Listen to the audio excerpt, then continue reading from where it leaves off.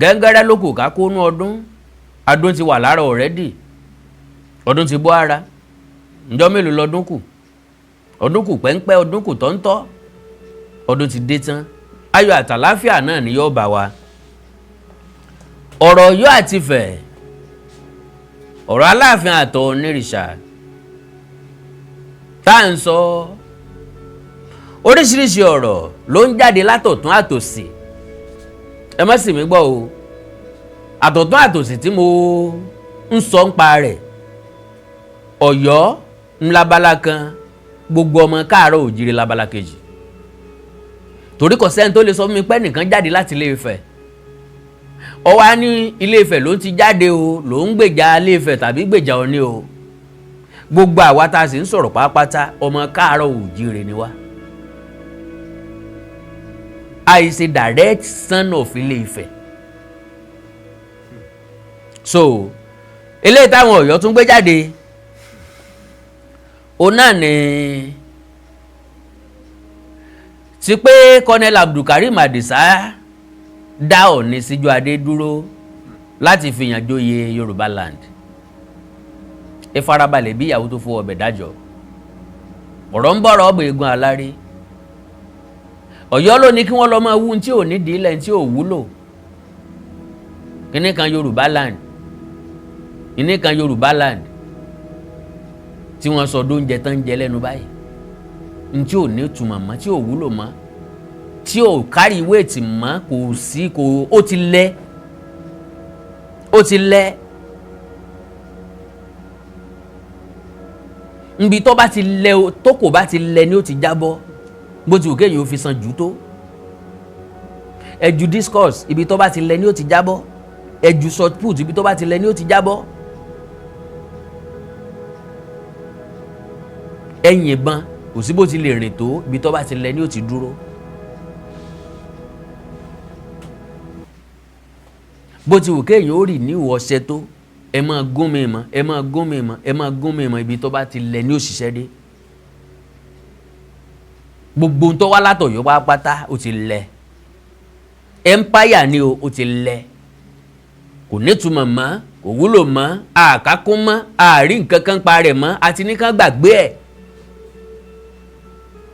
oyè of Yorùbá land ó ti lẹ̀ kò nítumọ̀ mọ́ ìbá sì wé o ìbá lágbára o ìbá nítumọ̀ àbá kákún àbárò lágbára Ọ̀yọ́ ọ̀jẹ́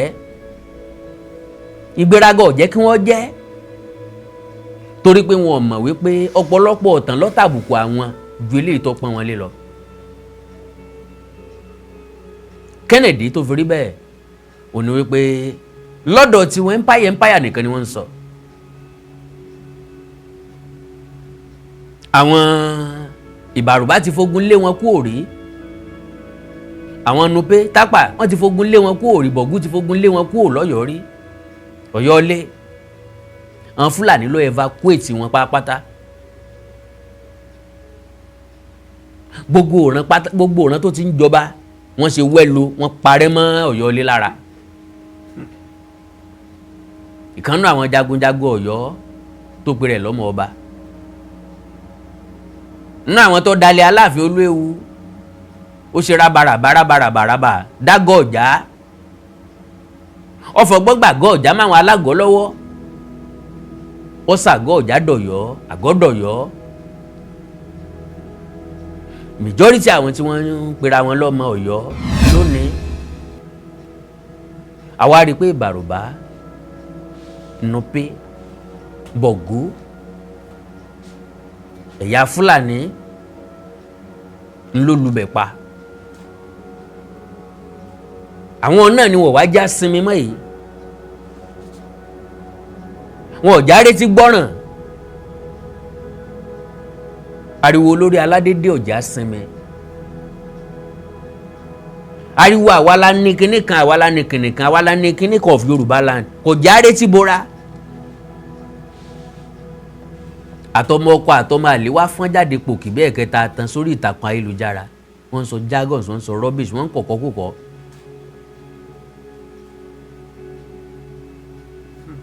àwọn èèyàn kan wá sọ pé ṣé ọ̀ságbà mọ́ ń bẹ ni mo lágbà ń bẹ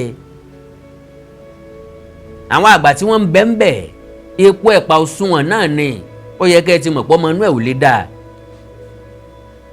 torí pé ẹni bí ni làjọ bọ́mọ ọjọ́ ṣòkòtò yọjọ́ kíjìpá àwọn àgbà tá à ń béèrè pé wọ́n ń bẹ ń bá wọn náà lọ́wọ́ láti tápà yìí ń bá wọn náà lọ́wọ́ láti bàríbá ń bá wọn náà lọ́wọ́ láti bọ̀gú ń bá wọn náà ni wọ́n bímọ tá à ń pè ní kinní. so kílẹ̀ wá ní kí wọ́n ṣe kí wọ́n dìná ìlú wọn ni ẹgbẹ́ ilé ìtàn tó fi síta.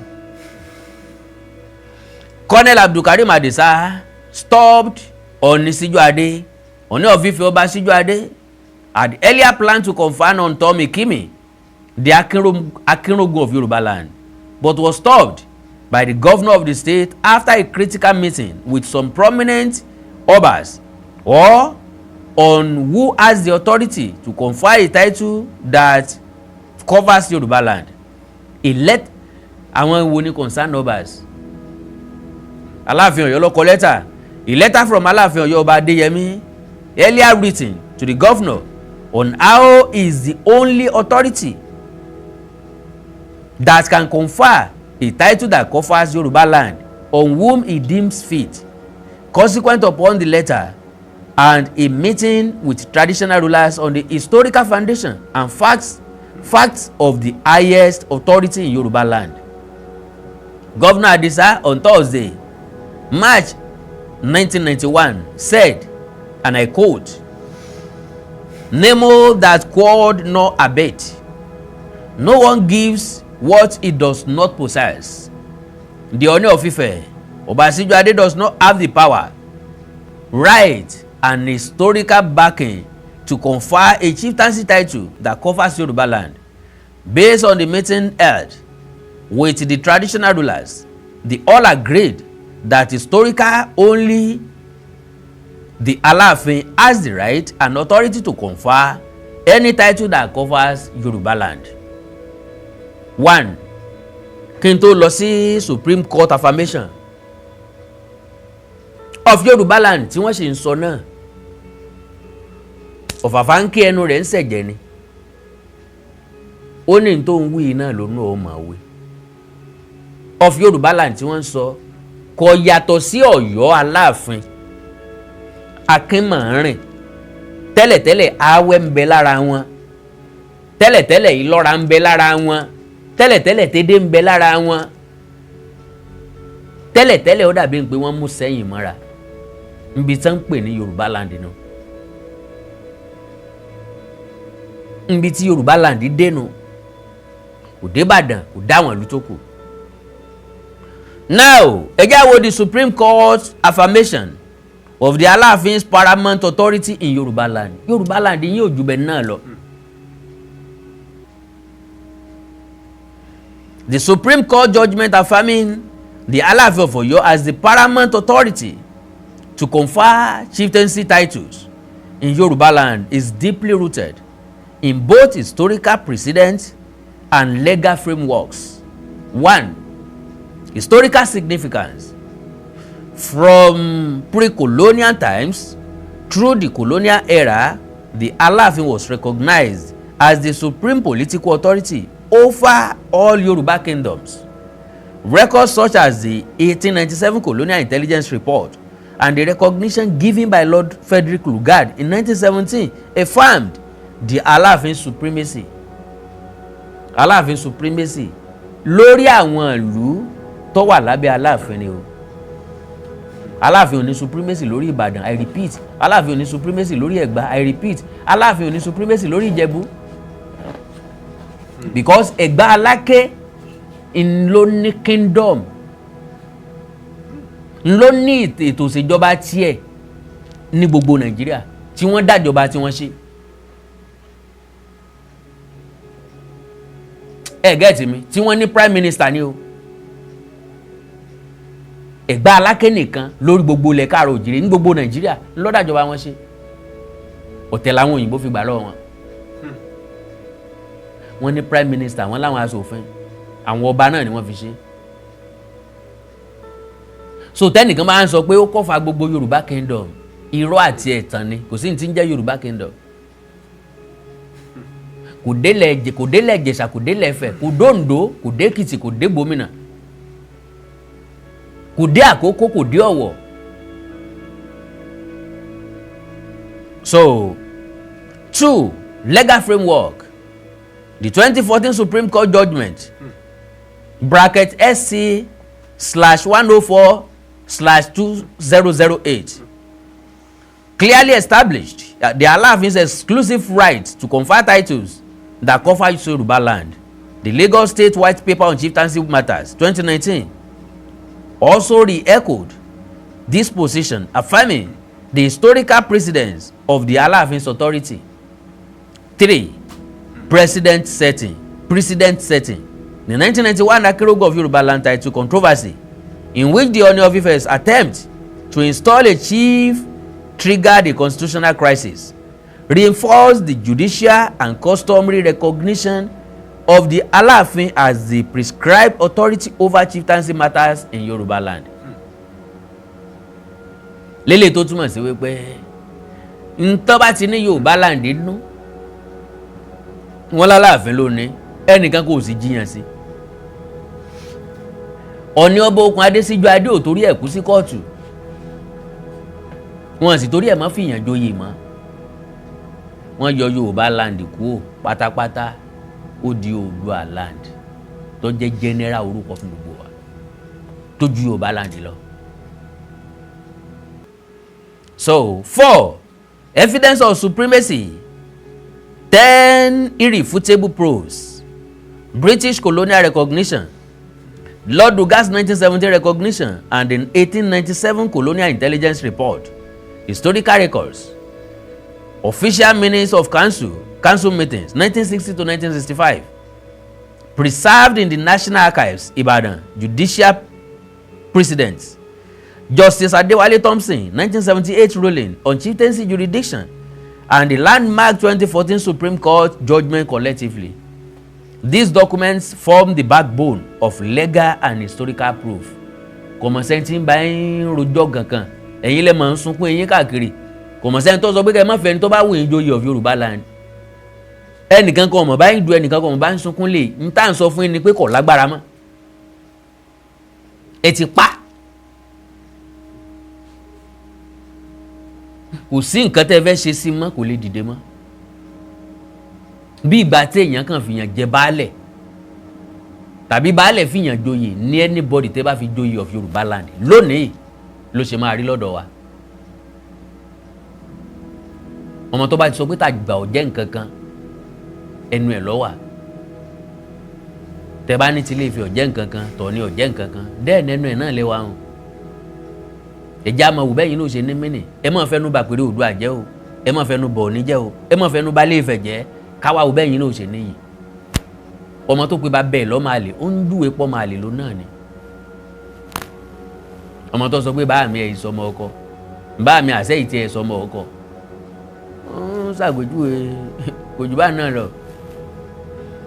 So kí n tó sọ karùn-ún, ẹ jẹ́ kí n gbà ṣẹ́jú méjì. Tí n bá padà dé kí n wá farabalẹ̀ tẹ̀síwájú pẹ̀lú ògo Ọlọ́run.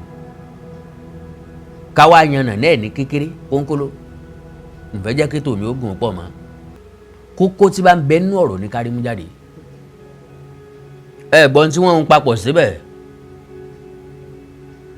Wọ́n ní scholarly opinions. Renowned historians, including Professor Jide Osuntokun and Professor Toyin Falola, have provided scholarly validation that the Alaafin's authority is not only traditional but also empirically verifiable through historical analysis. Together, these points provide an unbroken chain of historical authority, judicial confirmation, and scholarly endorsement, establishing the Alaafin of Oyo as the paramount authority in conferring chieftaincy titles across Yoruba land. Thank you. Now, bí etí àwọn tó kọ kínní yóò bá di tójú wọn ò fọ́ tí wọ́n láǹfààní àti bá ọ̀rọ̀ mi pàdé tí làákàyè wọn ò sì tí ì pin táwọn náà rẹnu lẹ̀ tí wọ́n rẹnu ọkọ́ tí wọ́n dẹ̀ lè bára wọn sòótọ́ ọ̀rọ̀ wọ́n mọ̀ wípé agbára ẹnìkan kan kọjá inú ìlú ẹ̀ mọ́. Ọlọ́run gbọ́, Aláàfin ò gbọ́dọ̀ lọ pàṣẹ nílọ́ra, Aláàfin ò tó bẹ́ẹ̀ láti lọ pàṣẹ láwẹ́, Aláàfin ò lè pàṣẹ ń Fìdítì débi tá Aláàfin ó wà pàṣẹ l'Ákínyẹlé.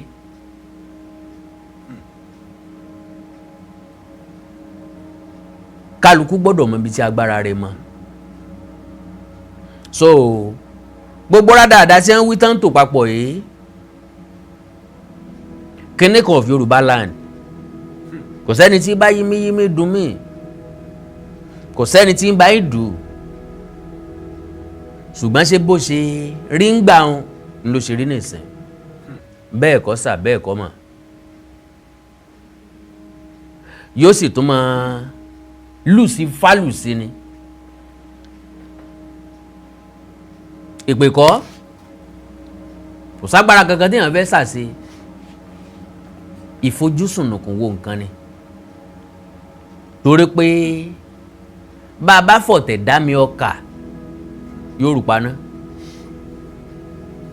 ilé tá a fi tọ́ mọ ìrì ni ó wo yàgò lọ́nà kí wọ́n rí mi ìràwọ̀ ò tí ì dé ni èmi bá ní kí wọ́n kánjú mọ́ wọ́n kánjú gbàgbé olúwa rẹ̀ ni.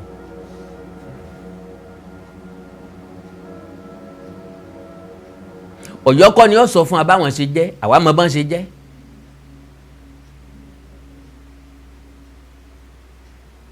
Àwa tá a jójúlówó ọmọ Ọ̀rànmíyàn ti kú lọ́yọ̀ọ́ ti pẹ́ a ti darí wálé padà.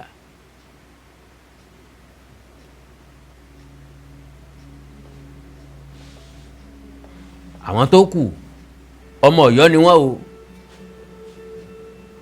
ṣùgbọ́n àárọ̀ ọmọ Ọ̀rànmíyàn láàrin wọn mọ́.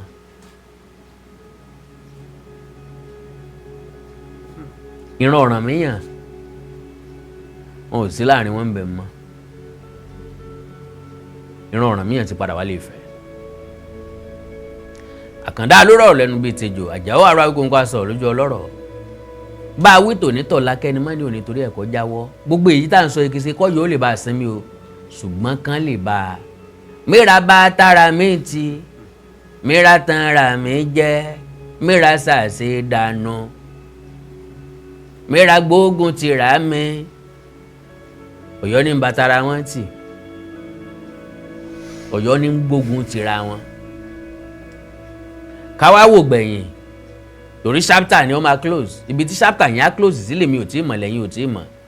Ẹ kú dédé àsìkò gbogbo ẹ̀yin olólùfẹ́ wa pátápátá gbogbo ẹ̀yin ojúlówó ọmọ kóòtù òjíire gbogbo ẹ̀yin ojúlówó ọmọ Oòduà káàkiri àgbáńlá ayé àtẹ̀yìn tẹ́ ẹ gbà yín pé ọmọ Yorùbá ni wá ká sọ fún yín pa àṣẹ Yorùbá ṣùgbọ́n tẹ́ ẹ sáà ní ká gbà bẹ́ẹ̀ gbogbo yín náà làkí. Kí n má fi àkókò mi ṣòfò tẹ́ ẹ bá wo bí nǹkan ṣe ń lọ ẹ rí i pé àwọn Ọ̀yọ́ fúnra wọn àwọn ni wọn ò fẹ́ ìsinmi fún ìran Yorùbá àwọn ni wọn ò fẹ́ rest of mind fún ìran Yorùbá àdẹ̀ ní dákẹ́ àní pẹnu wa mọ́ ìdí ni wípé ẹ ti yan ọ̀pọ̀lọpọ̀ ìlú jẹ sẹ́yìn ẹ̀yin tó ń pè ní Ọ̀yọ́ yìí Ọ̀yọ́ yọ mọ́lẹ̀ ẹ ti ṣíìtì ọ̀pọ̀lọpọ̀ ìlú ẹ ti fi ìyà jẹ ọ̀pọ̀lọpọ̀ ìlú ẹ tún lè continue àti hold wa hostage àmọ́ dá we are going to resist it. Ẹ wá wo ohun tó ṣẹlẹ̀ ẹ̀yin ọmọ Yorùbá wọ́n ní kí àlàáfíà jọba wọ́n ní kí peace reign ẹ wo Abímbọ́lá Owoade ẹ ti mọ̀ yìí pé láti ìpínlẹ̀ṣẹ̀ ẹ̀ wá is not a man of peace kò bá peace wá rárá. Kí dẹ̀ nìdí ni wípé ó fira ẹ̀ sílẹ̀ pé kán lò ní àwọn tí wọ́n ń lò ó àwọn yẹn fúnra ara wọn gan tán bá lò ẹ tán wọn dọ̀mpù ẹ wọn ò lè trust ẹ tẹ́lẹ̀ máa gbà lẹ́yìn ẹ gbogbo yín pátápátá tẹ́ni kò ní sí rest of mind nílẹ̀ Yorùbá anybody ló lẹ́tọ̀ọ́ àti fi oyè èèyàn jẹ́ oyè ààrẹ Ọọ̀ni Ilé Ifẹ̀ òun láṣẹ Ifẹ̀ the source níbi tí gbogbo nǹkan ti jáde. Aláàfin òun láláṣẹ Ọ̀yọ́, no doubt. Mo sì dúró lórí ọ̀rọ̀ mi, gbogbo ẹ̀yin àgbàgbà tẹ́ ń pè mí tẹ́ ń sọ pé Omoluka àkèrè bẹ́ẹ̀ jẹ́ ká gba ìjà lóde tó ní lòwe, ìjà kankan òde orin òdòwe o, àgbè mi ò gbà yẹn o. Gbogbo wa kọ́ ni Yorùbá, mo dúró lórí ẹ̀, mo dẹ̀ dúró lórí ẹ̀. Ọ̀yọ́ nìkan ló ń jẹ́ Yorùbá, kò sí gbogbo ìran mi, Ifẹ̀, Ìjẹ̀ṣà, Àkókò, Èkìtì, Oǹdó, gbogbo wọn ò sí lábẹ́ Ọ̀yọ́ empire rárá. Ó níbi tí Ọ̀yọ́ empire ò níbi tó dé. Ẹ jẹ́ ká síjú orúkọ yẹn ká fún Owoade kó máa jẹ́ lọ, òun àtọ̀yọ́ ẹ̀ kan máa jẹ́. Eléyìí tó fẹ́ máa tẹ everybody mọ́lẹ̀ báṣubàṣu nílẹ̀ Yorùbá kò ní sí tó jẹ́ bẹ́ẹ̀. Ọba tó bá command respect, bí Ọọ̀ni Ifẹ̀ bó ṣe ń command respect, a fún ní respect, a fún lọ́wọ́. O ò rí Seyi Tinubu lẹ̀ láti fi jẹ́ ọ̀kan lọ́mọ. Nígbà tí Ọọ̀ni tó fi ẹnìkan jẹ́ ọ̀kan lọ́mọ, ó ṣẹ̀ṣẹ̀ wá mọ̀ pé Seyi Tinubu ló fẹ́ fi jẹ́, torí pé wọ́n ti fún ìyàwó Tinubu, wọ́n ti fún lóyè. Ó ṣáà ń wá gbogbo ọ̀nà, ó fi ń wá wàhálà, ó fi ń wá ìdí kí ilẹ̀ Yorùbá ṣáà mọ̀ sẹ́tù gẹ́gẹ́ bí iṣẹ́ tán gbé rán ẹ. Ó wá ń ṣe inú ẹ̀ dùn, òun dá gbẹgbẹ lúkẹ́. Yes, Mr. Man, ẹni tó bá ní kí ìran yìí má ní ìsinmi kò ní sí ìsinmi fún, àtayé o àtọ̀run ẹ̀ kò ní ní ìsinmi. Gbogbo wa là ń jó là ń yọ̀ pé Ọlọ́run fún wa lọ́ba tuntun tó máa tún ilẹ̀ Yorùbá ṣe. Kó o tó jọba ló ti múra ìjà wá, ó dẹ̀ ìjà yẹn wàá jà á pẹ́ o, wàá jà á pẹ́. Ẹ̀yin ọmọ Yorùbá, ẹ̀yin ọmọ kóòtù òjìrì, ọmọ Oòduà, ẹ gbé ọ̀rọ̀ yìí yẹ̀ wò. Bàbá wa Ọọ̀ni rìṣà, gbogbo wa la mọ̀ yìí pé you are a man of peace. Àwọn kan lẹ́ burú gidi, wọ́n lọ ní burú, Ọọ̀ni ṣe ti bí Ọọ̀ni ṣe tọ̀hún, kò kan ayé. Eléyìí tí ó hàn sójú gbogbo aráàlú, Ọọ̀ni is a public figure. Tó o bá ti ó sàn, tó o bá jẹ́ public figure, ó dáa kó o ní ìwà dáadáa lójú public yẹn ju pé tinúlé, because public ló máa nílò ẹ jù. It is better kó o dáa lójú public ju pé kó o dáa nínú ilé. Tó o bá dáa nínú ilé tó o burú lójú public, you are nothing, kò sí tó jámọ́. Owoade tó bá dáa nínú ilé tí ò dáa lójú public kò jámọ́ nǹkankan bí ò ṣe dáa ní gbogbo public tí gbogbo ayé kórìíra ẹ̀ yìí. Ẹ rí i pé kò sí tó jámọ́, àtọmọdé àtàgbà àtọyún ní gbogbo èèyàn ló kórìíra ẹ̀ lórí tiẹ̀. Even Ọ̀yọ́ tó jọba lé lórí gan kì í ṣe gbogbo Ọ̀yọ́ ló fẹ́ràn ẹ̀. Ojú ti wá dáadáa, kò sí tẹ́fẹ́ fi wáyé. Bẹ́ẹ̀ sì pa wá àwọn tí ó sọ̀rọ̀ ó mọ̀ sọ. Kódà kẹ ẹ̀yin wà pákílẹ̀ Ọlọ́run fi ẹ̀mí wa kò fi lé yín lọ́wọ́. Sí tẹ́fẹ́ fà wá ṣe àásù òótọ́ fún yín. Ẹ̀yin lẹ̀ ń balẹ̀ Yorùbá jẹ́, ẹ̀yin lẹ̀ ń dàrú. Alimorufu ó tún ti bẹ̀rẹ̀, ó tún ti mú pẹ̀lẹ́pẹ̀lẹ́ oníkíná fikún sí ṣèbó fi ẹnìkan jẹ kan lọ́mọ ní ṣèbẹ́ ti jẹ́ ti yín kíní kan. Alimorufu ẹnu ẹ máa kan tó bá ti ṣọ́ra. Ó gbọ́ ẹnu ẹ akàn. Sódẹ̀ rí, mò ń sọ, mò ń tún sọ fún ẹ. Eléyìí tá à ń fi gbogbo ọ̀rọ̀ yìí sílẹ̀ dé àwọn tọ̀run, kò sí kankan tá a fi lẹ̀ dé àwọn onílẹ̀ mọ́ àwọn ọ̀run mọ́. Àwa gan máa dájọ́ fún ẹ. Tí a bá bí pọ̀nrín máa pọ̀pọ̀ ẹ wá sí Nàìjíríà kó ṣe fídíò kó jẹ́ ká mọ̀ pé wá. Tá a bá ti nílùú ẹ ká kàn apá àtẹ̀ṣe. Ara ẹ̀yin tẹ́ ń balẹ̀ Yorùbá jẹ́, tẹ́ ń dalẹ̀ Yorùbá rú nìyẹn. Ọọ̀ni Ifẹ̀ fìyàn jẹ ọ̀kan lọ́mọ, ṣé dandan ní kẹ́yìn náà fìyàn jẹ ọ̀kan lọ́mọ ni? Ṣé Ọọ̀ni Ifẹ̀ ṣó lọ fìyàn jẹ Ààrẹ Ọ̀nà Kakanfò ni? Ṣé Ọọ̀ni Ifẹ̀ ṣó fìyàn jẹ Máyégún of Yorùbá land ni? Oyè tẹ́yìn ti jẹ fún tẹ́yìn fìyàn jẹ lọ́yọ̀ọ́, ṣé Ọọ̀ni Ilé Ifẹ̀ ṣó lọ mú èèyàn láti fi jẹ oyè yẹn ni? Ẹ kàn dúró sí ipò ìbàjẹ́, ipò kówó. Látọjọ́ tí Owoade tó ti dé, àtọjọ́ yẹn tó ti dalẹ̀ Yorùbá tí gbogbo ilẹ̀ Yorùbá ò ti ní sinmi mọ́.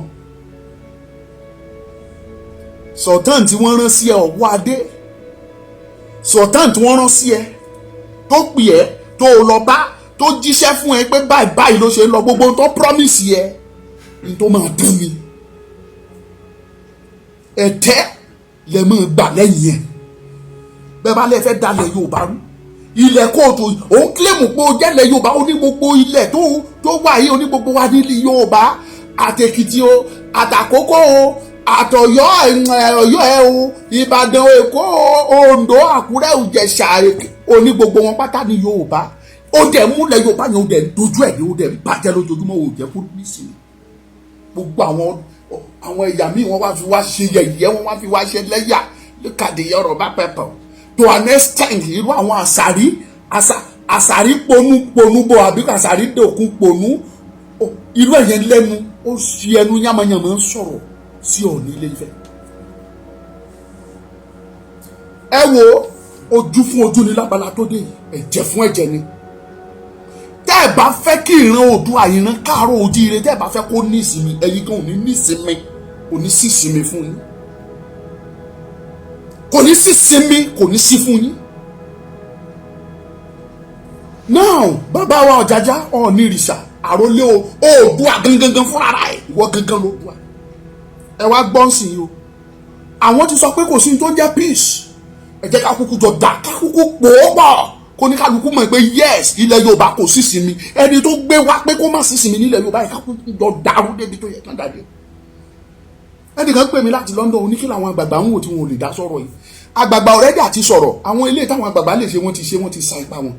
it is obvious lójú ọ̀pọ̀lọpọ̀ àwọn àgbààgbà bó jẹ́ pé wọ́n ń pẹ̀pẹ́ wọ́n ń pẹ́nu wọn ò fẹ́ sóòótọ́ ọ̀pọ̀lọpọ̀ àwọn àgbààgbà yẹn ló mú òótọ́ wọn mọ̀ pé Ifẹ̀ is the source Ifẹ̀ ló lórí anybody tó bá jókòó sórí àpèrè nífẹ̀ òun ló lórí ọba gbogbo ilẹ̀ Yorùbá.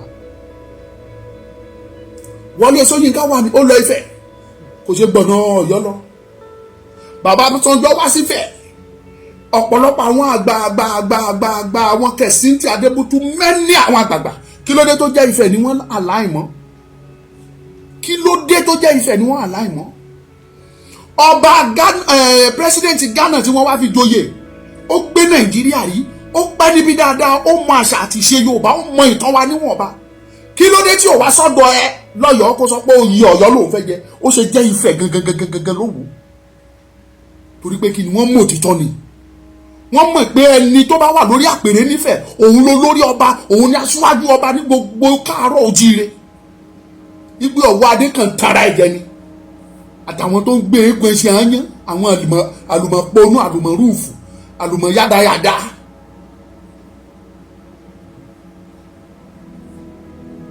kábíyèsí Ọ̀jájá Ọọ̀ni ìrìṣà mo ṣe kábíyèsí bàbá ìgbà ọdún kan ni kẹ gbogbo kẹ pẹ bí ọba àlùfọ̀n gbogbo dìní tó gbogbo tó lóun òkú ẹ pẹ láyé bàbá ẹ wá gbọ́ bàbá tẹ bá fẹ́ múnú àwa ti yín àwa ọmọ yín àwa ojúlówó ọmọ kóòtù Oòjíire tẹ bá fẹ́ múnú wa dùn sà tọ́yọ̀ bá lóun ò fẹ́ peace ẹ jẹ́ káwa náà sọ fún pé tọ́ba láwọn ságbáná lórí ẹ jẹ́ kó yé wọn yípa àwa gan àdẹ́rùn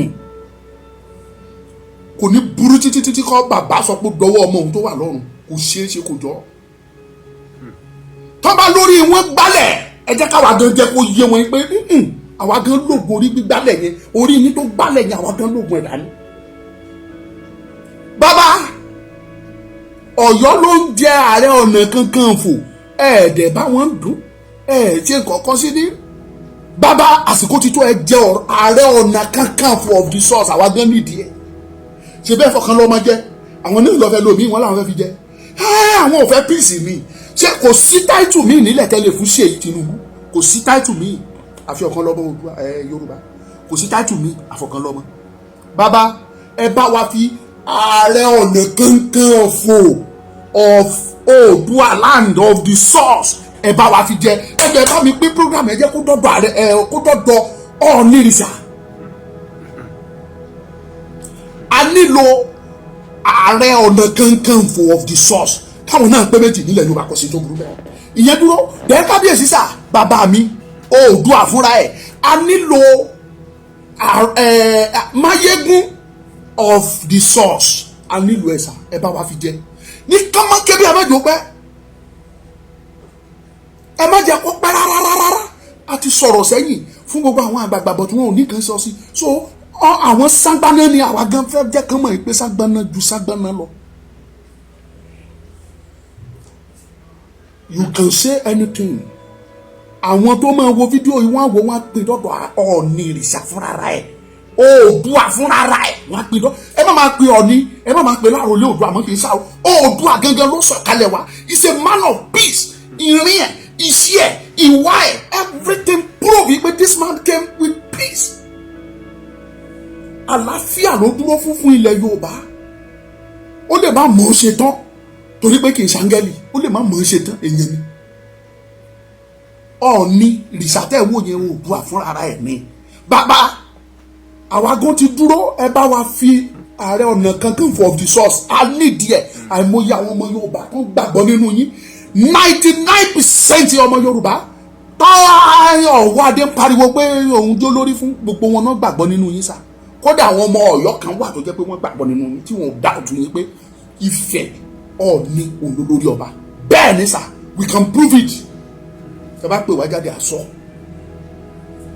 lọ́yọ̀ọ́ Ọ̀yọ́ tí Owoade wà àwọn kan wà níbẹ̀ tán dẹ̀ jẹ́ èèyàn pàtàkì nílùú tó jẹ́ pé wọ́n sọ fún wa categorically tán bá gbé fóònù tán bá pé wọ́n ní Ifẹ̀ ló lórí Ifẹ̀ ló lórí ọba gbogbo ìran Yorùbá àwọn ni wọ́n ń torí kórìkiri tí wọ́n ṣe léè tó wù wọ́n torí owó tí wọ́n fẹ́ gbé fún yín torí oil well tán promise yín torí Rolls Royce ẹ̀tẹ́lẹ̀ máa fi gbà tẹ́ bá lè fẹ́ ìsinmi fọ́mọ Yorùbá ẹ̀yin gan ò ní nísinmi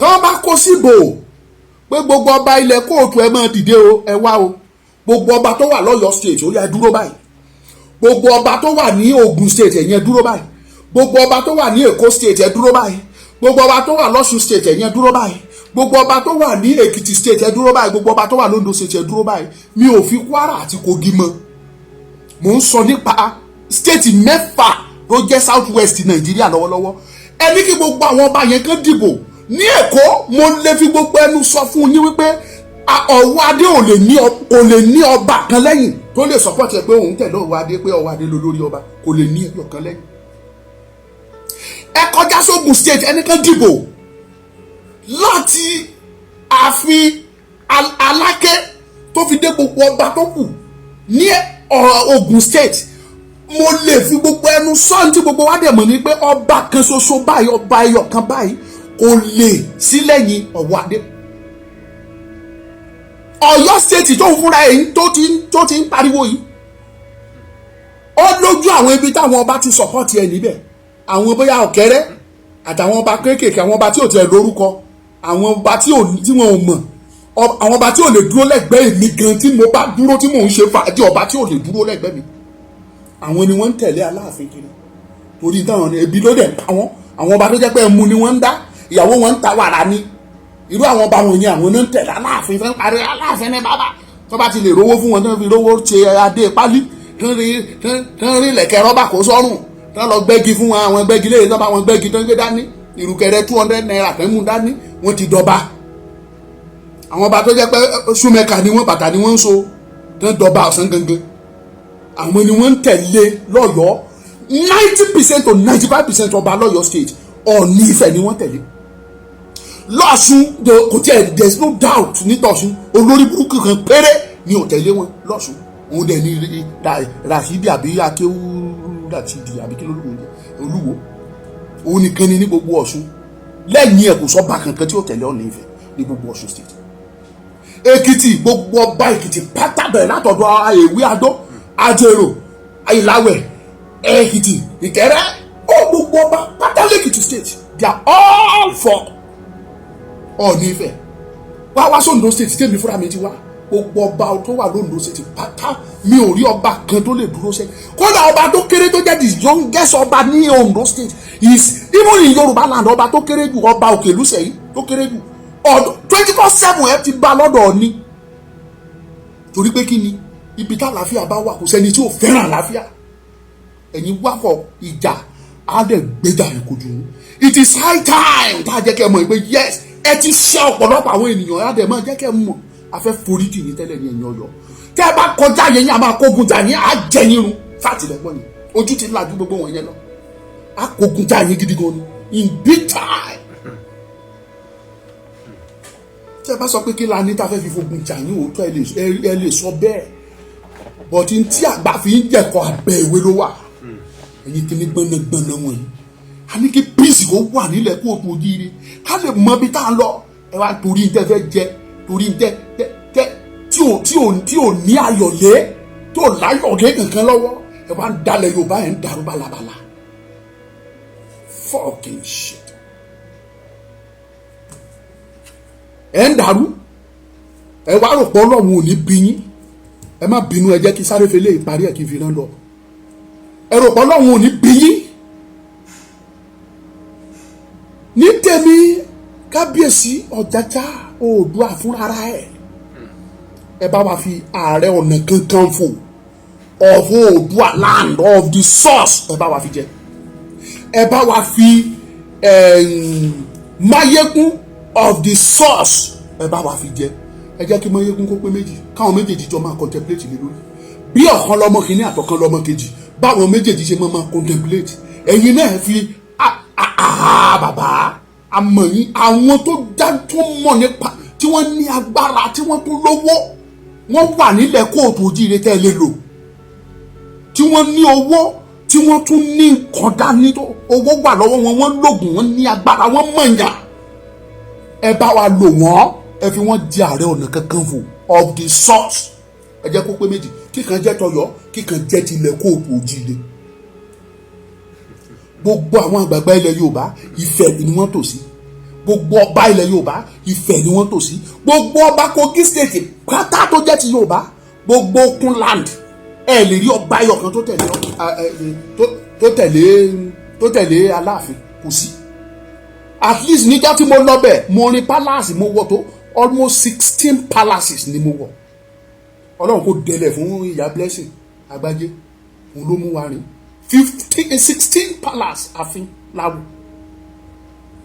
What are we talking? Báàmí Ọ̀nìrìṣà àrólé Oòduà tó jẹ́ pé Oòduà ní ẹ fi àwọn oyè tí mo sọ ẹ fi jẹ fún wa. A ní Ààrẹ Ọ̀nà Kakanfò ti source tí gbogbo wa máa rí tí ò ní ṣe tọ̀yọ́. Ààrẹ Ọ̀nà Kakanfò tó wà ń bẹ̀ lọ́wọ́lọ́wọ́ èèyàn mi ni bàbá mi ni látàkókò ṣùgbọ́n tọ̀yọ́ ni àwa náà gbà pé tọ̀yọ́ ni kì í ṣe ti iná Yorùbá tó bá dẹ̀ sọ pé ti Yorùbá lòun agbà fún kó jẹ́ ti Yorùbá ṣùgbọ́n kì í ṣe ti ilẹ̀ kóòtù ojíire. Báwa Ọ̀nìrìṣà ẹ fa Ààrẹ Ọ̀nà Kakanfò ẹ fi jẹ fún wa táìtù yẹn lè má jẹ́ Ààrẹ Ọ̀nà Kakanfò kẹ́ ẹ̀ ń pè é ó lè jẹ́ òun kọ́ ni Ọ̀yọ́ Ifẹ̀ mọ̀ sí ṣùgbọ́n ẹ mú orúkọ yẹn nítorí pàwọn yìí wọ́n láwọn Ṣàngbàná lórí ẹ jẹ́ káwa náà jẹ́ kó yé wọn pé Ṣàngbàná ju Ṣàngbàná lọ ẹ fún àwa ẹ jẹ́ kó yé yẹn ẹ jẹ́ kó orúkọ ẹ̀ kó máa jẹ́ Ààrẹ Ọ̀nà Kakanfò of the source we need it Máyégún of the source we need it kò ní tu bẹ́ẹ̀ lọ wá pẹ̀lẹ́ àlùmọ̀rúfù kí n tó máa lọ àlùmọ̀pọ̀nú ó tí ì rí nǹkan kan tó o bá lóò ṣe tán àti jẹ́ kí àlàáfíà jọba ó ní nísìnyí àbá epo àbá ẹwọ in tó bá gbà la máa fún in tó bá gbà la máa fún o kí n tó wá máa lọ Owoade in tó request fún lòún gbà ìjà ló bá wá àdèmọ gbéjà yẹn fún ẹ tá bá ti gbé ọmọlúwàbí síwájú tá a pọ́n yín létẹ bá ní kò sẹ́kùn lé mbẹ̀ mọ́ ẹ á tún fún yín nídìí kejì méjèèjì ló wà ìdí tọ́lọ́run ṣe dá ọwọ́ méjì nìyẹn ọmọlúwàbí àtọmọ burúkú tá bá fún ẹni tọmọlúwàbí tó bá ní o appreciate ẹ á fún ẹni tọmọ burúkú tó bá lóò ní fẹ́ kí ilẹ̀ kóòtù ojíire kó nísinmi kábíyèsí ẹ̀yin dẹ́ ìní nísinmi sá kò ní jù bẹ́ẹ̀ lọ ilẹ̀ Yorùbá yìí tẹ́ ń pariwo pé ẹ jẹ́ ọba akẹ́yìn lọ lórí ẹ̀ ẹ jẹ́ kí ìsinmi kó wà let there be peace tó o bá kọ̀ tó lóòní gbà tó bá gbà lámà fún a máa wú ìdíyìn àpọ̀n mi sí ìdíyìn torí pé kí ni ẹ̀yin tẹ́ ẹ pera yín lọ́yọ̀ọ́ ẹ ti ṣe ọ̀pọ̀lọpọ̀ iná ẹ ti ṣe ọ̀pọ̀lọpọ̀ orí a máa wú jáde fún yín. kinní kan ni mo bá pàdé lórí ìtàkùn ayélujára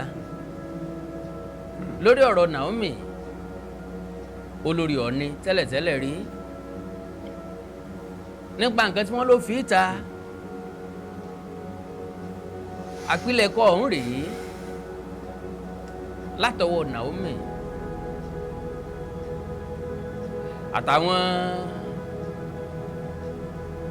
agúnlẹ́jìká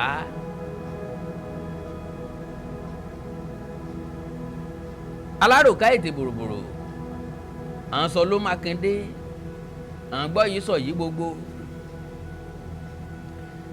She finally denounced the title. Ó mà ṣe o.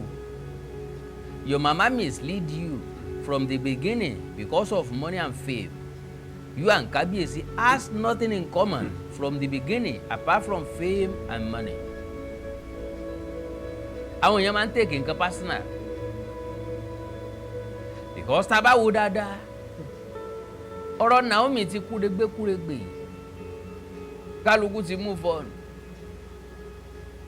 Ṣùgbọ́n mo rí àtẹ̀jáde tí ń fò káàkiri lórí ìtàkùn ayélujára kí là á sọ pé ó ń fò nítorí bá ti ń bá pàdé lọ́nà 4, 5, 6 jù bẹ́ẹ̀ lọ. Táwọn èèyàn dẹ̀ ń kọ́mẹ́ǹtì síbẹ̀ tí ń lọ sí thousands. Ó tó nǹkan tí èèyàn lè sọ̀rọ̀ nípa ẹ̀. Mo gbọ́ o, wọ́n ní Queen Naomi Ṣílẹ̀kùn Ọlá has announced her divorce from the Ooni Enita Ogunwusi Ọ̀jájá II. Ìbéèrè mi ni pé ṣé wọn ò divorce tẹ́lẹ̀ ni? Àwọn méjèèjì ọjọ́ sí mọ́, wọ́n ti jọ sọ pé àwọn ò fẹ́ra wọn mọ́, kálukú ti lọ́ ń lọ tiẹ̀. Ọ̀ní ti láwọn ìyàwó alálùbáríkà, àwọn olórí kúnnú àfi ọmọ kúnnú àfi bí yéndéyéndé. So what else? Here is the full statement. In a statement released on Instagram Thursday morning, the Queen said she would no longer be regarded as wife of the Ooni. Here is the full statement. I bless the Lord Almighty for his faithfulness in the last 3 years of my marriage. In life's journey, it isn't how far, still how well. Indeed, though Satan should buffet if trials should come, I have this blessed assurance controlling all situations and saying to me, it is well with my soul. Certainly it is well. I made my journey into the ancient throne of the Ife with faith in my heart and love for the keeper of it. Few impressions I would love to correct. If anyone knows otherwise, they are free to come up with the facts. Let it be known that this decision to move on did not come because His Majesty is married to another queen, as many would love to assume. Throughout our life as a couple, I was the only married wife to him. There were side attractions, but it was never an issue. I never approached him with any revelation of any sort. As many believed, he contacted me first and made his proposal known several months later. The marriage was not an arranged one, as many have misconstrued. I never knew the prophetess said to have introduced me to him. Instead, he introduced her to me after I agreed to marry him. I was only being polite out of respect for him. I have never been pregnant all my life before Tadenikawo, my son, is my first ever pregnancy with medical reports to back it up. The girl who is said to be my daughter is my niece. I did my best to endure and make it work. Many times I smiled through the struggle, but I have finally realized I have just one assignment, my son. And when God is done, he is done. He chose Saul to be king, and when he was done, he told the prophet Samuel, I have moved on. Religion was never an issue between us. Please refer to my interview on New Central TV. Instead, His Majesty has a picture he would love the world to see and perceived him as, and another one which is his true self. Today, I announce the beginning of a new dawn and the close of a chapter. Today, I am a mother to God's unique gift. I am no longer a slave to my thoughts of perfection. I, at this moment, announce that I shall no longer be referred to as wife to the Ooni of Ife or as Queen of Ile-Ife, but as the Queen of the people and mother of my adorable prince. Lo and behold, n táwọn èèyàn ẹ̀sẹ̀ ń gbé káàkiri yìí ti jáde látọdún 2021 n tẹ́ ẹ kà yìí tí mo kà yìí tẹ́ ẹsẹ̀ ń ṣíà káàkiri tó dàbí ẹni pé Naomi ṣẹ̀ṣẹ̀ ṣíà ẹ̀ lánàá tàbí ẹni pé ẹ̀sẹ̀ sẹ́ndì ẹ̀ sí Instagram níjẹta ó ti wà lórí ìtàkùn ayélujára láti 2021. Nǹkan tí mo understand nípa social media ò ní wípé people just want to trend meaninglessly, fruitlessly, without any important reason. Because tí ó bá rí bẹ́ẹ̀ báwo lèèyàn kan ṣe ṣẹ̀dé tí déédéé máa gbé kinní yìí jáde gẹ́gẹ́ bí tó tuntun bí èèyàn bá fẹ́ gbérú ẹ̀ jáde ó lè jẹ́gbà tí Naomi bá sọ̀rọ̀ kan kéèyàn wá sọ pé ṣe bí wọ́n lọ sọ báyìí jó ní reference yẹn máa dàbí ẹni pé ok o ti sọ tipẹ́tipẹ́ o but I make reference ní ìsìn Ọlọ́run gbà wá lọ́rọ̀ social media o ǹtẹ́ bá rí lórí social media ẹ wá díẹ̀ ẹ yẹ̀ wò fẹ́nẹ́fẹ́nẹ́ àwọn èèyàn máa ń wà too emotional lórí nǹkan tí ò kì í ṣe tiwọn lórí nǹkan tí wọn mọ̀ díẹ̀ lórí nǹkan tí wọn mọ̀ bó ṣe jẹ́ tẹ́ bá rí kọ́mẹ̀ntì àwọn èèyàn ó ga o àwọn ẹlòmíín ṣépè fún ẹlòmíín ń bú kò lè rá láàánú mọ́ kò lè rólóore mọ́ ó ti mú fọ̀n tipẹ́tipẹ́ kálukú ti ń gbégbé ayé àlàáfíà